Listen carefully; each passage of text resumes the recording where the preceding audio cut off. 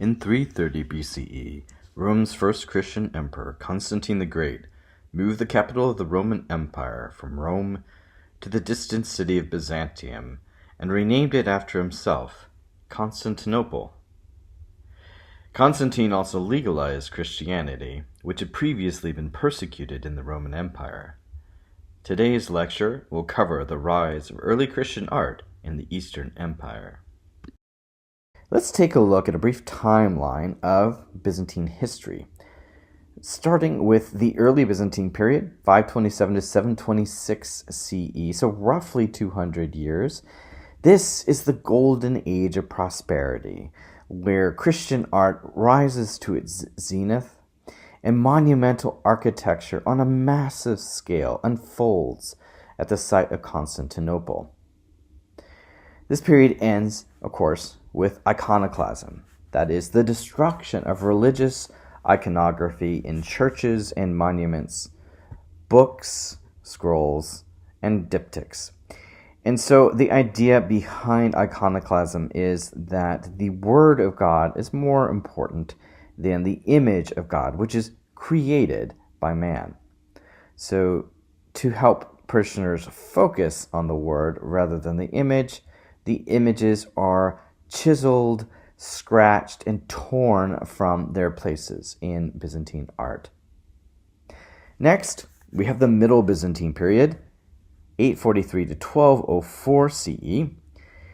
And this starts with the reinstating of icons by Theodora the Empress.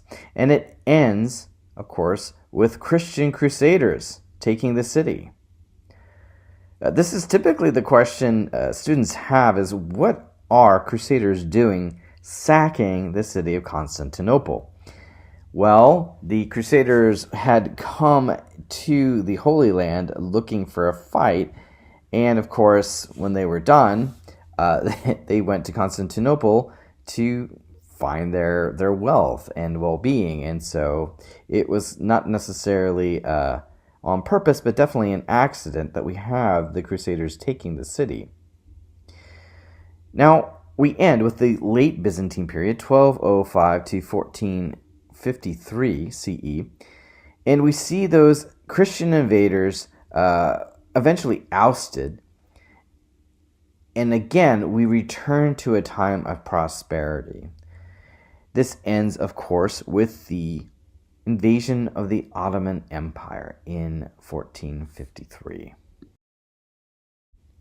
Some of the questions that you should be asking as you make your way through the material in this lecture: how does Christianity use art or visual culture to maintain dominance over a 1,000-year period? How do iconoclasts and iconophiles define what we see today? Finally, how similar or different are Christian views on art than Muslim views on art? And specifically, the idea of iconoclasm and removing the image of the prophet or God in order to focus strictly on the Word. First, let us start off with this man, Constantine the Great, or Flavius Valerius Constantinus.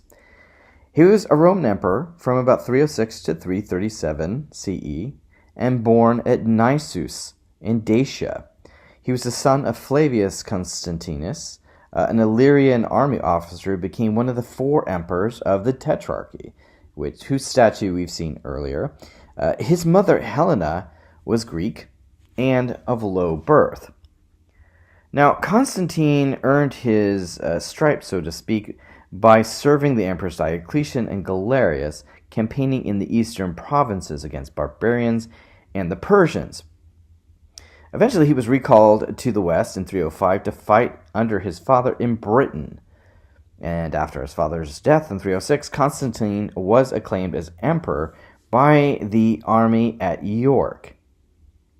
Eventually, he emerges victorious in the civil wars against Maxentius and Licinius, and becomes the sole ruler in 324, thus ending the Roman Tetrarchy set up by Diocletian. Now, as emperor, Constantine enacts a whole bunch of reforms: administrative, financial, social, and military. Um, and he introduces the solidus, a new gold coin that became the standard both for the Byzantine and European currencies.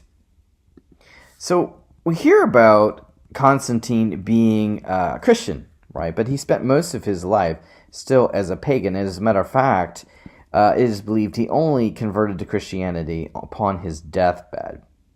But of course, his mother is very much a powerful figure in the story of Byzantine art. And in several depictions, she is shown leading a kind of a crusade of her own, an archaeological crusade, to find pieces of the original cross that Christ was crucified on.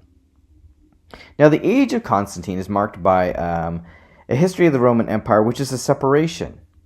And you can just imagine how intimidating it would have been for the Romans who followed Constantine to Byzantium to set up a whole new empire. So that's some of what we're going to look at tonight is how does Constantine pull it off? How does he unite this part of the empire using visual culture? Okay, so in 324, Constantine has this major challenge: how to found a city and unite it. Of course, the city isn't necessarily called Byzantium, even though that was the site of the earlier Greek colony. It's called Nova Roma, New Rome. And one of the hallmarks of Rome, of course, is its games, its circenses. So how do you appeal to the people? By giving them games. So he rebuilds the Hippodrome, which existed there before, but he enlarges it on a massive scale. The starting gates, or the carceres, stood at the northern end. The spina is the middle barrier, which you can kind of see in the depiction here, of the racecourse, and it was designed to have various monuments, including a monolithic obelisk. And of course, we're building on the traditions of the past.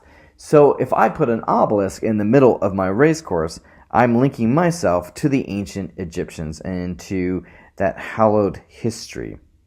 The stands at the Hippodrome were able to hold 100,000 spectators. And as you can see, it's an unusually long U-shaped track. And the kathisma, this is the emperor's lodge or personal box, was located at the eastern end of the track. This box could be accessed directly from the emperor's palace. I mean, imagine that.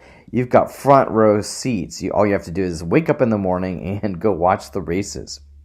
The decoration of the Hippodrome, of course, we mentioned the obelisk, but the Hippodrome was also filled with statues of gods, emperors, animals, heroes. And some of the most famous works were a statue of Heracles by Lysippus, the Romulus and Remus with the she-wolf, and a 5th century BC serpent column. And here is a modern depiction of that spina, of that middle part of the Hippodrome. And as you can see, there's the obelisk, various bronze statues, and someone has even added a couple of pyramids. So the idea is you're creating a landscape even within the race course that people can find interesting. And we will talk at some point about the column base of the obelisk. That's important as well, because there are depictions of Roman iconography that's important for people who are Roman and people who are visiting the city.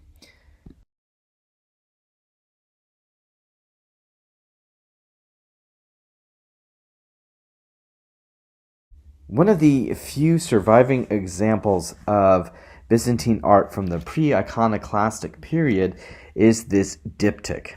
Now you may be asking yourself, what is a diptych?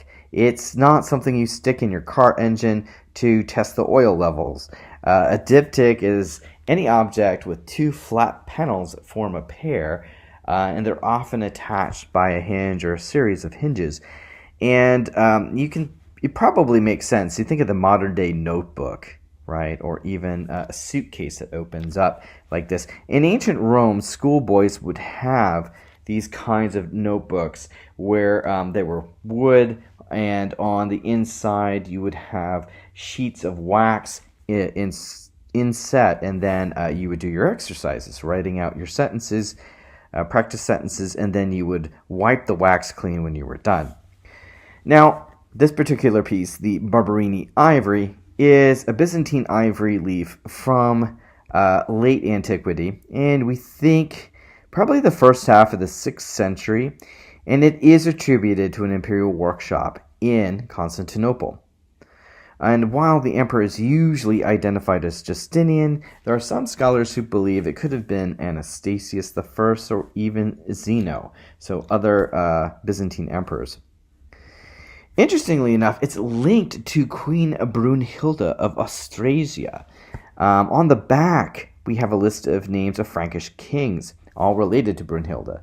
And this kind of indicates the importance of a queen in acquiring works like this and dedicating them as votives in churches, but also coming up with the list of royal family names so they may be keepers of the hereditary lines. So the emperor here is accompanied by a conquered barbarian who you see off to the left, and he's wearing these kind of baggy trousers.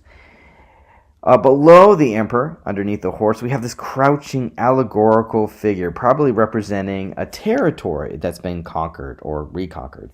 And as you can see, he's kind of got his foot out in thanks. And we also have an angel or winged victory crowning the emperor. And we've seen this before with the Arch of Titus. Typically, it's Nike or Victory who crowns the emperor. But here, remember, we're in the Christian context, so it's probably an angel. Although the barbarian is kind of hidden by the emperor's huge spear, the spear doesn't pierce him, and he seems to be actually looking up in awe. And so the idea is the emperor, again, is bringing some sort of sense of enthusiasmos, filling the barbarian with some sort of religious awe. Above the emperor, of course, is the depiction of the Christ, and he's wearing this kind of fashionable curly-haired style. He's clean-shaven. Notice that. There is no beard. And the position of the Christ figure above the emperor indicates the hierarchy, and we've seen this again and again. For example, with the stele of Naram Sin, right, we have those stars that appear above Naram, and they represent gods or goddesses, and his place is beneath them, even though he is taller than all the other figures. And the same would be the point here as well. So the emperor is much bigger than the province, and if he got off of his horse, he would be larger than the barbarian. So there's your hieratic scale.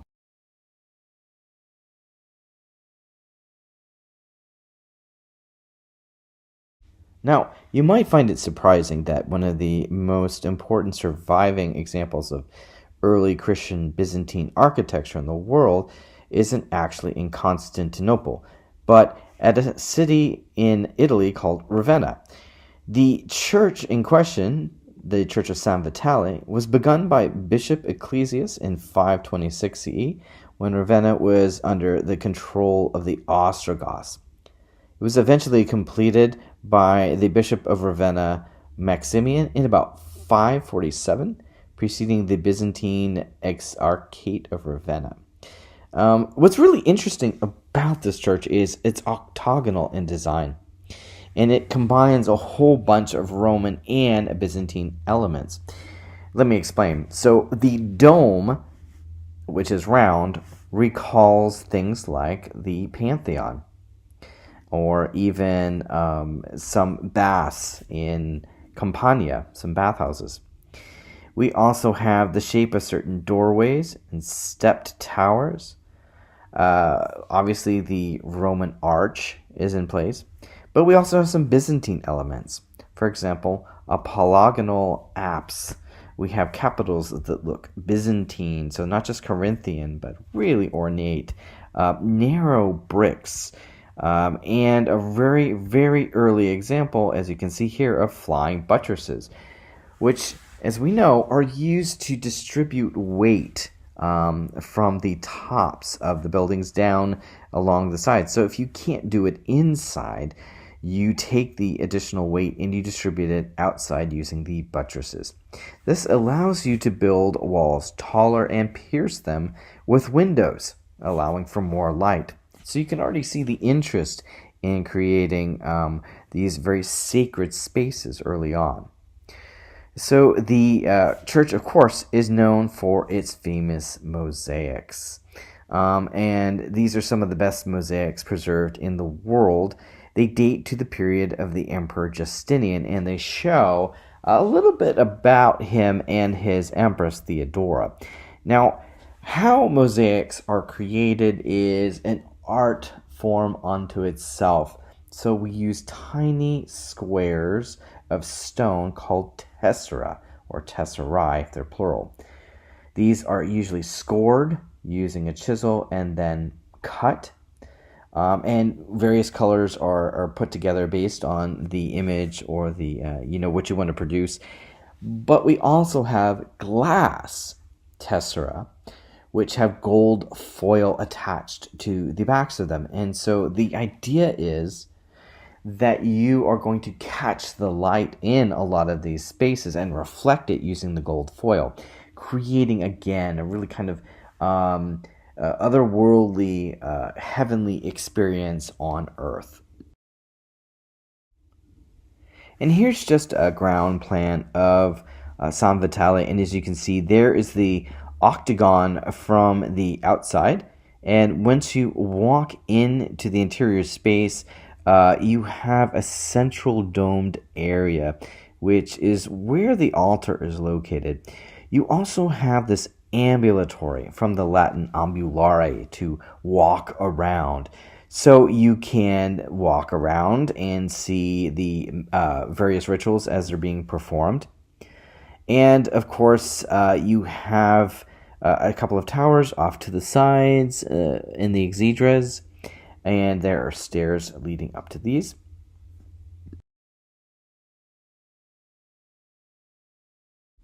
One of the most famous works of Byzantine art from this period to survive is this mosaic of Justinian and his attendants from the Church of San Vitale. In the mosaic, Justinian is posed frontally, front and center of the viewer, blocking eyes with the viewer. He's shown haloed and wears a crown and purple imperial robe. And if you recall, purple is something that is associated with Roman emperors of the past. Purple porphyry is a stone that is exclusively used by the imperial family, and purple is the color of the robes of the emperor. It's also a color associated with kingship, especially those early Greek kings like Agamemnon, who, when he came home from the Trojan War, strode out upon a purple carpet dyed with the rare and hard-to-find murex shell. The emperor is shown flanked by members of the clergy, and on his left is the most prominent figure of the bishop Maximanus of Ravenna, the one who actually completes this church, and he's labeled with an inscription. To Justinian's right appear members of the imperial administration, identifiable by their purple stripes, and at the very far left side of the mosaic appears a group of soldiers, and these are soldiers of Christ, indicated by the two Greek letters on their shields, the chi, or the X, and the rho.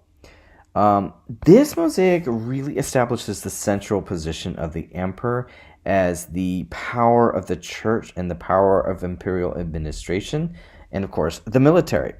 Like the Roman emperors of the past, Justinian has religious administration and military authority in all matters. The clergy, on the other hand, carry in sequence from right to left a censer, the Book of the Gospels, the cross, and this is a sign of the power of the church, right? And so Justinian's gesture of carrying the bowl with the bread of the Eucharist can be seen as an act of homage to the true king, Christ, who appears in the adjacent apse mosaic. So he's not just doing this as he's part of the church ritual, although that could definitely be interpreted as such. But he is carrying the body and blood of Christ, so he's carrying Christ himself. Upon closer examination, we find something really unusual. It's the positioning of the figures of Justinian and the bishop Maximanus. So there's a slight overlap. If you take a look at Justinian's arm, it seems to come in front of Maximanus, although Maximanus's feet appear lower on the picture plane, which suggests he's actually closer to the viewer. So scholars and art historians have argued this back and forth over many years, and what we've been able to kind of piece together and maybe make stick is that this is perhaps an indication of the kind of tension of authority between the emperor and the church, right? Who has real authority in these matters.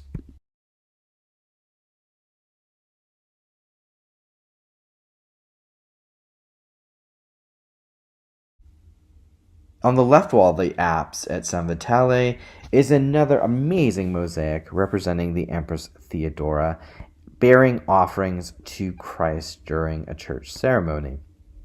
The Empress Theodora, whose uncertain background was criticized by the historian Procopius and others, was one of ill repute.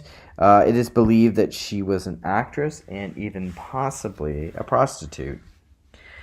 Theodora here is represented as part of an imperial court. She's accompanied by her sisters, ladies of the court, and two gentlemen. Both the men and the women are dressed in linen and silk tunics and cloaks. And Theodora, of course, appears at the center of the mosaic wearing imperial purple, just like Justinian.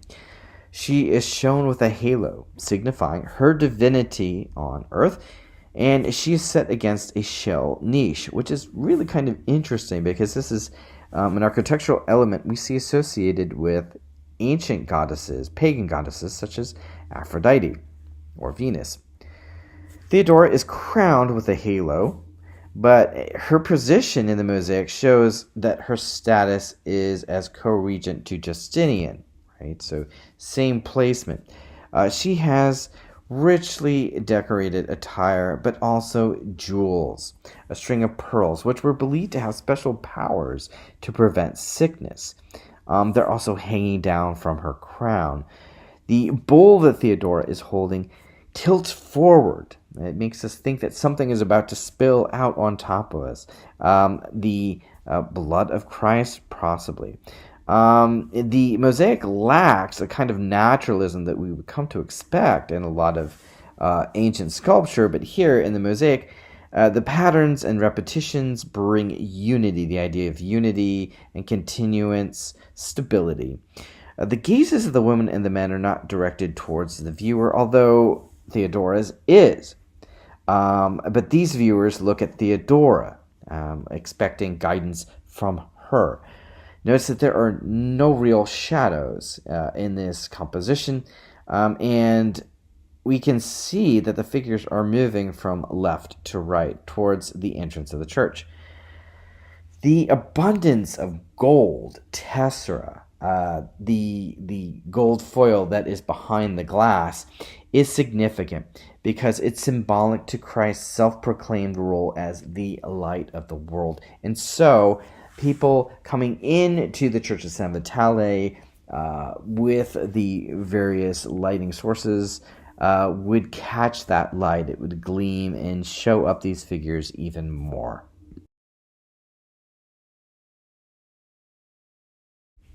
So if there's some themes that you want to bear in mind when studying these works of art, think of the icons of Christ, the Virgin Mother, and the saints.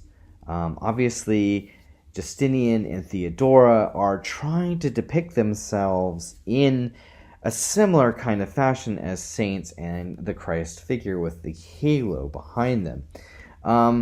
There's an obvious link with San Vitale to the Byzantine court. We're adopting a lot of Byzantine kind of styles, these very long or elongated human figures which lack realism, but of course that's not the important thing here. It's about the message, right? The gold leaf background in the tessera meant to catch the light and create a very airy and illuminating experience, literally, within the confines of the church. Also, though the figures are somewhat static, they are very fashion conscious, right? They're wearing the latest fashion. The jewelry that Theodora wears signifies her role as a healer. The colors, again, the purple indicates a royal color that goes back to those Roman emperors of the past. So we're continuing, again, the line of ancient Rome, but we're also fulfilling the role of ancient kings, one, of course, being Christ himself. And these figures also seem to hover over the landscape. So the landscape isn't as important as the central figures. And again, we have that kind of competitive nature between Maximinus and Justinian, with the placement of the two figures and indicating to many of us that there is some sort of friction between the role of emperor as facilitator of Christianity and the role of the pope or bishop in the Catholic Church. Of course, we would be remiss if we didn't discuss the central apse and its mosaic of Christ Pancrator, so Christ the ruler of all. In this mosaic, we see the figure of Christ wearing a traditional Roman toga with two vertical stripes, as do the archangels next to him. The hem on this toga has a Greek letter, the first in the word life, so zoa, and it's a very youthful depiction of Christ. He's not shown with a beard, right? Which is typically how we show youth versus age. With his left hand, he holds out a scroll with the 7 seals, referring to Revelation 5, where only the Lamb is found worthy to open the book. And we also have in his right hand a crown, which he is handing off to Vitalis, who has covered his hands with a cloth, as we typically see in Byzantine court ceremonies. He wears boots, Vitalis, to indicate that he was once a soldier, and he is, of course, a soldier of heaven, a soldier of Christ. In comparison, if you take a look at the angels, they're wearing sandals.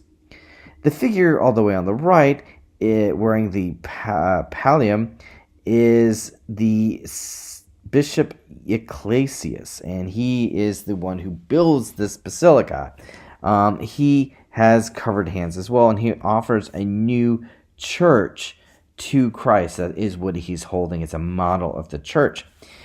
If we take a look at the angels, they seem to be carrying scepters in their hands. And with the other hands, they present Vitalis and Ecclesias to Christ. So they are the intercessors introducing them to Christ. And so we think that maybe these are the archangels Michael and Gabriel, who sometimes also are seen flanking the Christ figure. Inarguably, the epitome of Byzantine architecture remains the Hagia Sophia at the center of the Eastern Roman Empire in Constantinople. Justinian's basilica, built between 532 and 537 CE, was a crowning achievement of its time. Its influence, both architecturally and liturgically, was widespread and endured throughout the Eastern Christian Empire. The vast interior had a complex structure that literally changed the way historians look at architecture. So the nave, for example, was covered with a central dome with, at its maximum, 182 feet from floor level, rested on an arcade of 40 arched windows. So you can already see the interest architects have in recreating space with light, such as we saw at San Vitale. The dome, here being one of the largest of its time, was carried on 4 spherical triangular pendentives, one of the first large-scale uses of pendentives at the time. These pendentives are the corners of the square base of the dome, which you can see in pictures. They curve upwards into the dome to support it. They restrain the lateral forces of the dome and allow its weight to flow downwards, just like what we saw at San Vitale with the beginnings of those flying buttresses. So architects are building bigger, but they have to still wrestle with this idea of how to distribute the weight. Of course, this is the largest pendentive dome in the world until the completion of St. Peter's Basilica, which has a much lower height than any other dome of such large diameter. The western entrance and eastern liturgical side have arched openings extended by half domes of identical diameter to the central dome, and these are carried on smaller semi-domed exedra. So we see this hierarchy of dome-headed elements built up to create a vast oblong interior crowned, and I use that word literally, crowned by a central dome with a clear span of 250 feet. The floors were a marvel at the time, adorned with marble from all over the Roman Empire, damaged, of course, after the original dome collapsed and then the series of pendentives were put into place. It has been, by historians, called the Sea of Marble, interestingly enough. And so we have lost that kind of element here at the Hagia Sophia. After the fall of Constantinople to the Ottoman Empire in 1453, the church was converted to a mosque by Mehmed the Conqueror, and certain parts of the church were destroyed. The mosaics depicting Jesus, his mother Mary, the Christian saints and angels were eventually plastered over or removed from the walls. Instead, Islamic architectural features were added, such as the minbar or pulpit, 4 minarets, and a mihrab, that's a niche indicating the direction of prayer, or the Qibla, and it should point towards Mecca. So from its initial conversion until its construction in 1616 by the Sultan Ahmed Mosque, it was the principal mosque of Istanbul. The Byzantine architecture of the Hagia Sophia served as an inspiration to many other religious buildings, such as the Hagia Sophia at Thessaloniki. So when we walk into this space today, what we see is obviously Islamic writing in these medallions up on the walls. And when we start to look at Islamic architecture, we are going to see, like during our iconoclastic period here in Byzantium, the removal of certain elements. So no figural elements should be depicted in mosques, only the word of the Prophet Muhammad. And so that is actually one of the things that early Christianity and Islam have in common, is this emphasis on the written word rather than on iconography.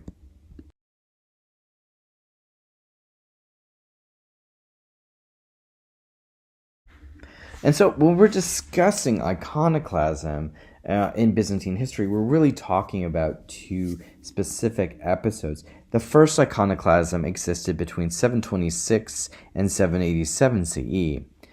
This was followed by a second iconoclasm between 814 and 842 CE. According to historians, the Byzantine iconoclasm existed as a result of a ban on religious images by Emperor Leo III, and was continued by his successors. This was accompanied by a widespread destruction of images and persecution of supporters venerating those images. As you can see in the image in front of you, we have the Kludov Psalter, It's dated to the 9th century CE, so probably during the time of the Second Iconoclasm, and it shows the destruction of religious works of art. So we have a figure to the bottom left taking what appears to be a rondelle, possibly of a saint, and dipping it in some sort of urn, possibly to destroy it.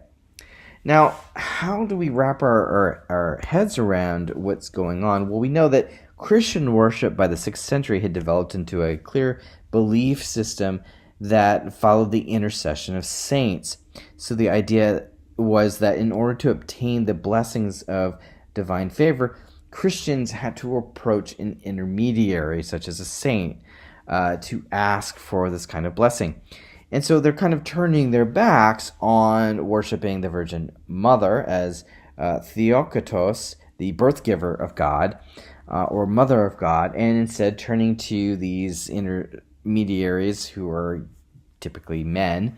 And so the classical account of what happened is that Leo the third, the Isaurian, ordered the removal of an image of Christ specifically that was over the Chalke Gate in Constantinople, the ceremonial entrance to the great palace there. And he had the image of Christ replaced with one of the cross. So what we're doing is we're swapping out. This isn't even an image of a saint, but of Christ himself. But what we can see is that we're taking away the figural, because that tends to confine what God looks like in the eyes of mortal men, and instead focusing on what God did, or at least what Christ, the Son of God, did, which was give himself up for sacrifice on the cross. And that cross represents the salvation of mankind. So, again, these kinds of schisms are happening within the church. And in addition to the destruction of major religious works, we also have protests and executions.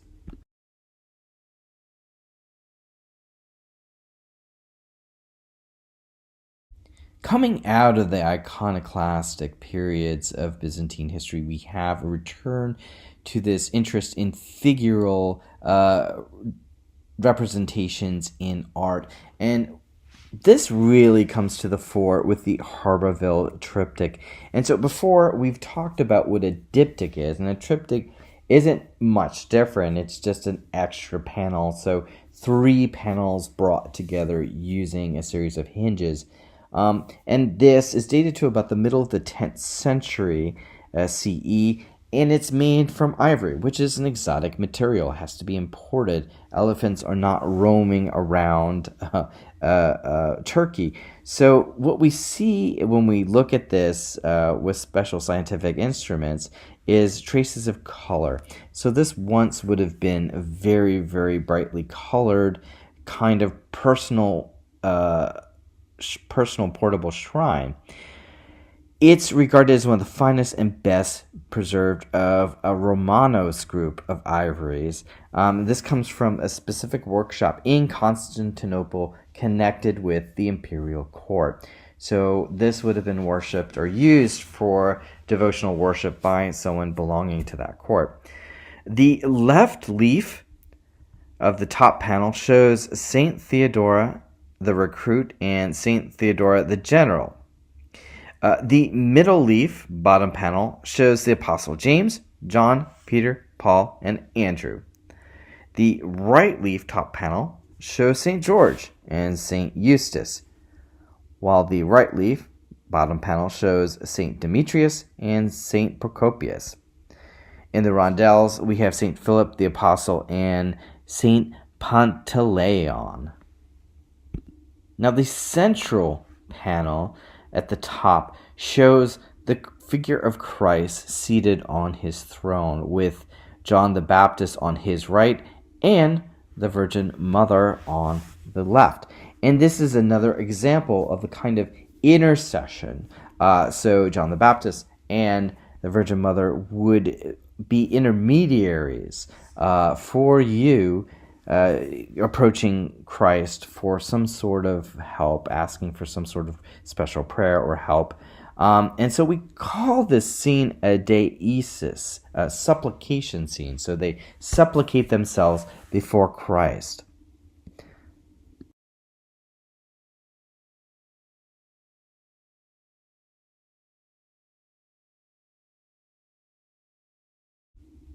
Not surprisingly, most people want to know what is on the reverse of the triptych. And as you can see, the central panel, the middle leaf, shows a triumphal cross set in paradise.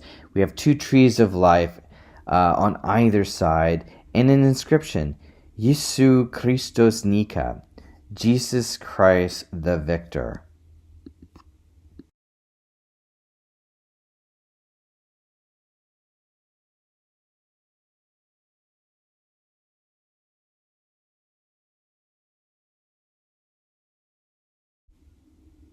Also dating to the 10th century CE, we have an example of an illuminated manuscript. So, as many of you are familiar, a manuscript is at this time made from animal skin parchment, and illuminations are decorations. So, you usually have a text, and then in the corners, you might have some depiction of a scene. If it's a Testament scene, you might have a scene from the Old Testament or New Testament. What we have here is an example of an illumination showing David composing the Psalms. And it's actually recalling earlier kinds of tales associated with classical figures like Orpheus. And the Greek composer Orpheus, he was seen as kind of this hero, kind of the rock star of the ancient Greek world. His music was able to charm animals and rocks and raw nature. And so we're seeing the same thing here. And what art historians and scholars have kind of been able to put together is that, well, this represents Byzantine artists trying to recall these earlier myths in order to connect back to that classical past. By the 10th century, you no longer need pagan models to help convert pagans to Christianity. So we have something new here. It's a kind of revitalization of the classical world, if you will. And so kind of not letting it go, bringing it back in, showing that connection to an ancient tradition, kind of leads us to believe that there is an importance placed on the classical world. So even though it was pagan, we don't want to leave it all behind.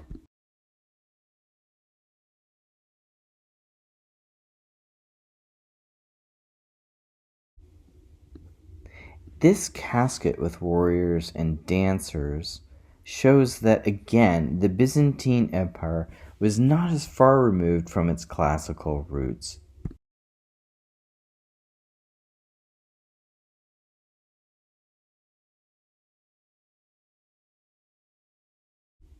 Here we have Cupids and Putii dancing and waging mock battles on the sides of this casket.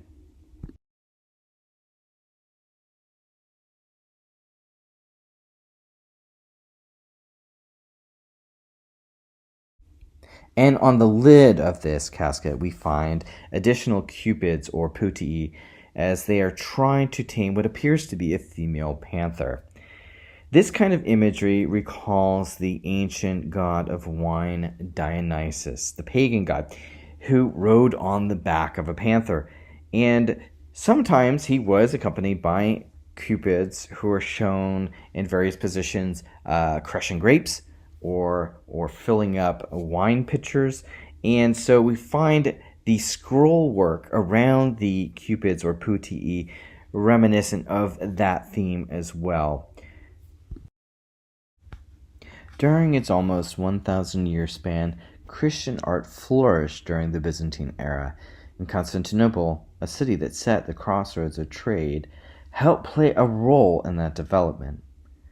While Constantinople fell to the Turks in 1453 CE, bringing about the end of the Byzantine Empire, Byzantine art and culture nevertheless continued to survive in its far-reaching outposts in places like Greece, Italy, the Ottoman Empire, where it had flourished for so long. The Byzantine Empire was continuously expanding and shrinking over the centuries, and its place at the crossroads influenced art as new ideas became available over time. Ideas and art objects were continuously spread and interchanged among cultures through the medium of royal gifts to fellow rulers, diplomatic embassies, religious missions, and even crusades. In the end, the takeaway for us is that Byzantine art was an art of conglomeration, a looking back to the past, a looking toward the future, and an incorporation of various parts of the Christian faith and Christian empire.